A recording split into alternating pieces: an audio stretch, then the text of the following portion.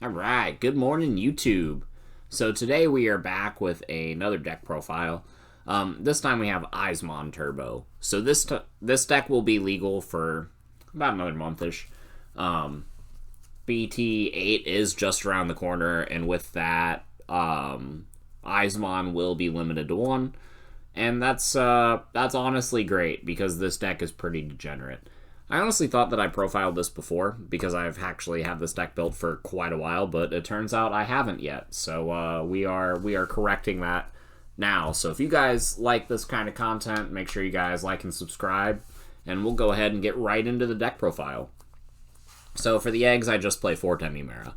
It's the best egg, and you will deck yourself out by the time you hit a 5th one. So this is what you want to be playing. On to the rookies. I got 4 copies of Gabumon, the one from the starter deck, when attacking, draw 1, trash 1, and 4 copies of the Bt7 Gabumon, the on deletion, draw 2, trash 1.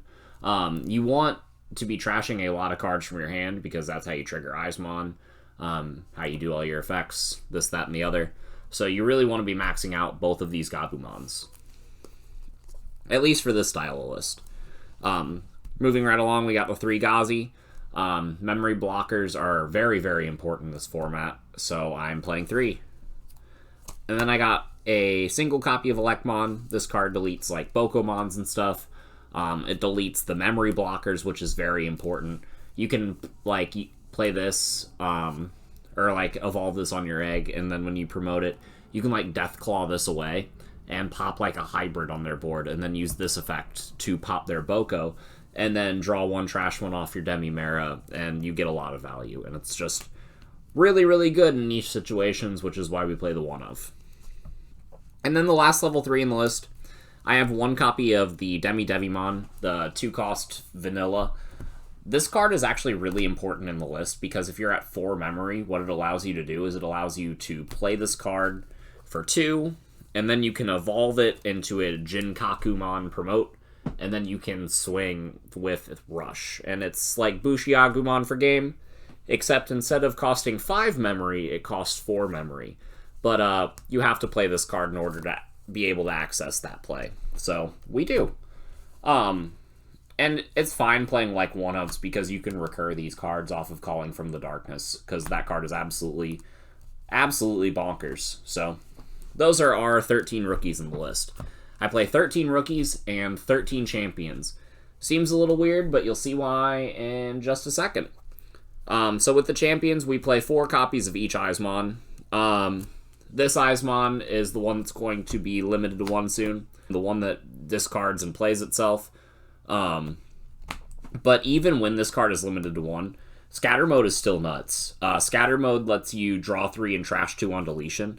Like if you have this, the 1 Gabu, this guy, and then the Demi-Mera, you're essentially drawing 6 and trashing 4. You actually want to use this Gabu's effect first. You want to do the draw 2, trash 1, then you want to do the Scatter Mode effect, and then you want to do Demi-Mera in that situation.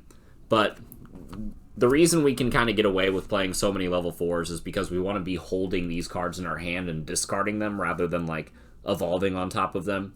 And also because this card is only 4 to hard play, and that's really good. That's just kind of nice for tempo in this list. So we do play the full 8 of each Eyesmon. We do also have 3 copies of the Jinkakumon promote. This card is absolutely bonkers because whenever you bring back all of your Eyesmon by discarding them, you can just evolve them for 1 memory and swing with these guys, and they have Rush. So these cards right here are most of the time going to be the targets that you get back whenever you activate Calling from the Darkness. And that's why, is because this combo is so strong. That's how you're winning most of your games. And then the last level 4 in the list, I do play 2 copies of Loemon. I do play a lot of Tamers, so there are a lot of situations where you can just double hybrid for game. So I do like playing 2 because if you do Calling from Darkness, you can get both of these back and then just evolve your Mimis or something and just swing with that. And that's very easy to do. So moving right along into the level 5s, I just have 2 copies of Lady Devi. This is pretty much based off of Humans List. He got top 4 at Nationals, and this is all he was playing for his level 5s. I decided to try it, and I really didn't feel like the deck needed anymore. He was playing 2 Lady Devies. I think he played Lilith as well, and then I think he played 1 Nidhogg. That's what I'm doing. I haven't decided to play any more of any of these cards in testing because you really only need them some of the times, and by the time you need them, you're already half the way through your deck, and if you manage to discard them, you can always just recur them with cards like Calling from the Darkness and Matt. So Lady Devi is really good because it just gets you super deep. It also lets you discard cards from your hand, which can trigger all of your Eyesmon effects, and its inheritable effect lets you pop the memory blockers, which is really nice. Nidhogg is super cool for just giving you that discard, gain a memory.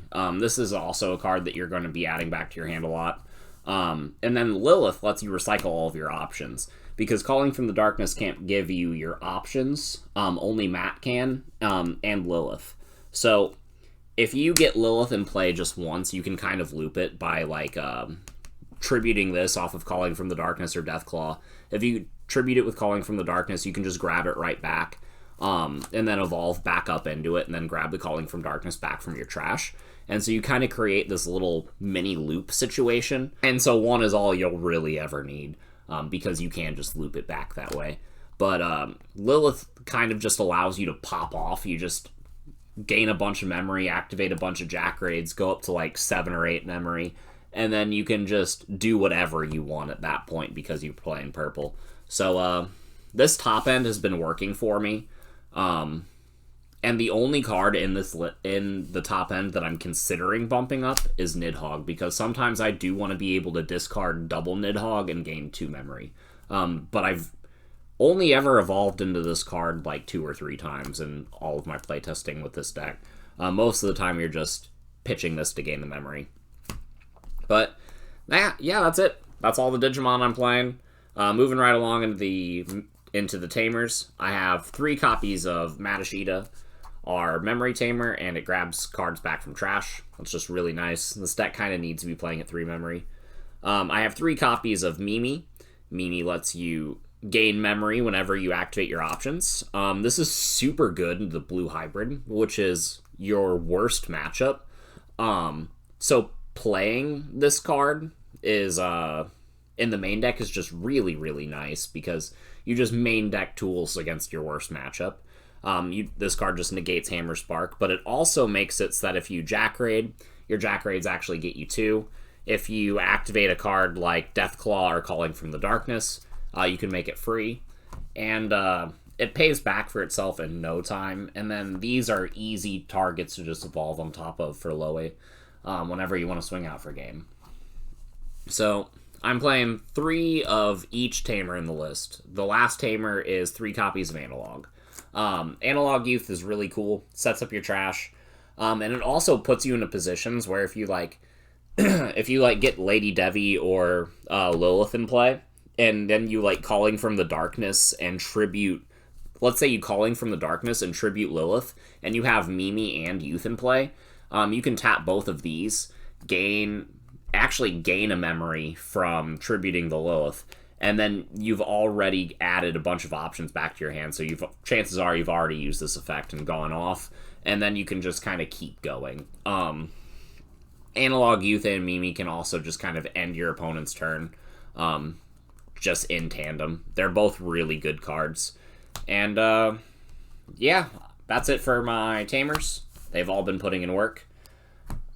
Going right ahead into the options to close out the main deck. I have 2 copies of Calling from the Darkness, 2 copies of Deathclaw, I have 4 copies of Jack Raid, and 3 copies of Schwartz.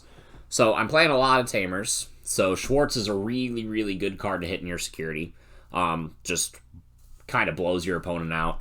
Deathclaw and Security will also delete one of your opponent's level 4s or lowers, so you have a bunch of cards that trigger Insecurity to delete bodies. But you also have the 4 copies of Jack Raid to give you 2 memory whenever your opponent hits this, so your security is actually pretty nice in this list. Jack Raid just has tremendous value since we are playing Lilith. It's just a really, really good card, especially since you can loop it back.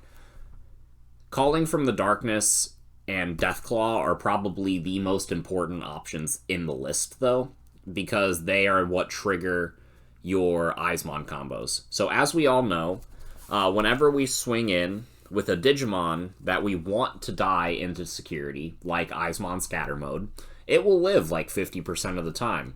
So it's really, really important to be able to activate one of these cards to get rid of it, and then, resolve all of your effects. Plus, Calling from the Darkness has a really cool combo with Scatter Mode, specifically. So let's say you have double Eyesmon in your trash already, and you have a Scatter Mode in play. What you can do is you can activate Calling from the Darkness, tribute Scatter Mode, grab back double Eyesmon, right? And then you resolve Eyesmon Scatter Mode's effect. Then you draw 3.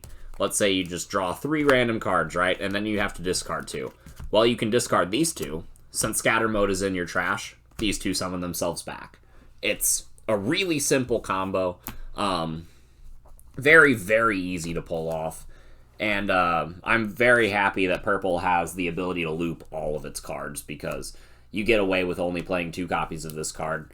And the only reason we're playing 3 copies of Schwartz is because we want to see it in security. And the only reason we're playing so many Jack Raid is because it's kind of bonkers whenever we can just use a bunch of them in tandem and then grab a bunch of them back with Lilith and then go up to like 8 memory like 3 times in one turn. So that's kind of insane.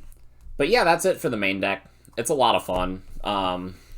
Again, thanks to Human for giving me the idea for playing it, because this was absolutely not my idea. I am not a Purple player at heart. And I could not have come up with this on my own. But we have a side deck to close it out. This deck's weakest matchup, like I said, is blue. So 4 of our 5 cards are in here specifically to counter blue. We have 3 copies of Neo Devi, and the 4th copy of Mimi. And then the last card on the list is a single copy of Rebelli. You'll side this card in against like Yellow Hybrid or like Jesmon, stuff like that. But against your standard, hybrid lists, Neo Devi and Mimi are going to be your main cards. But yeah, that's about all I have to say for Purple Eyesmon. This deck is a lot of fun, and it's something that I expect to see topping a lot of smaller and local tournaments as Bt7 format closes out and people are getting more and more tired of playing Blue Hybrid. So with that, I hope you all have a good one, and we will see you guys in the next video. Bye, everybody.